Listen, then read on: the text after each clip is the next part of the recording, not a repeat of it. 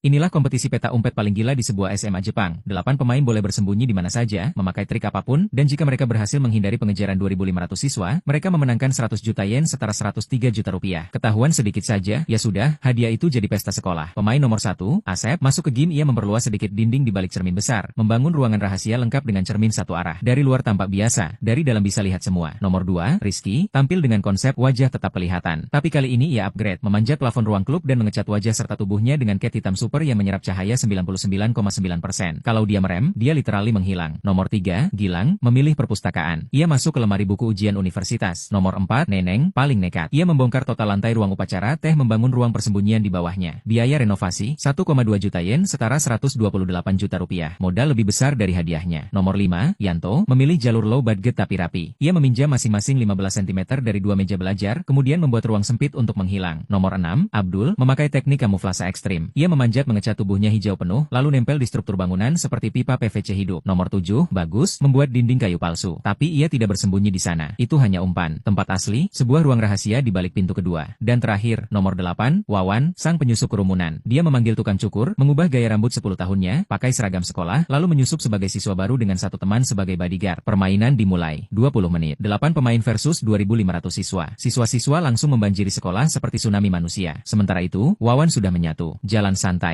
Ngobrol, ikutan nyari orang lain. Di game, 2 siswa mencoba membongkar cermin tempat Asep bersembunyi. Tapi dinding rahasianya begitu rapat. Di ruang upacara teh, malapetaka menimpa Neneng. Murid yang sehari-hari menggunakan ruangan itu langsung sadar lantainya tinggi sebelah. Dalam hitungan detik, Neneng tertangkap. Modal 1,2 juta yen lah yang paling sakit hati. Sementara Bagus aman sesaat. Siswi yang membuka dinding palsu hanya menemukan pengganti, bukan Bagus yang asli. Mereka pergi sambil manyun. Di luar gedung, Abdul menggigil. Sekelompok siswa laki-laki tepat di bawahnya. Untungnya mereka tidak menengadah. Tapi seorang siswi dari kejauhan melihat warna hijau mencurigakan. Abdul tertangkap dengan mulus. 2 siswa kembali ke game, memencet saklar di samping cermin secara tidak sengaja. Cermin berubah terang, dan wajah Asep nongol. Tertangkap. Perburuan di perpustakaan juga selesai. Seorang siswi mengambil buku, Universitas Gilang. Begitu buku itu ditarik, kepala Gilang ikut keluar. Tertangkap. Di ruang belajar, mereka menemukan celah mencurigakan di antara meja. Setelah diperiksa, Yanto pun terungkap. Tertangkap karena selisih 15 cm.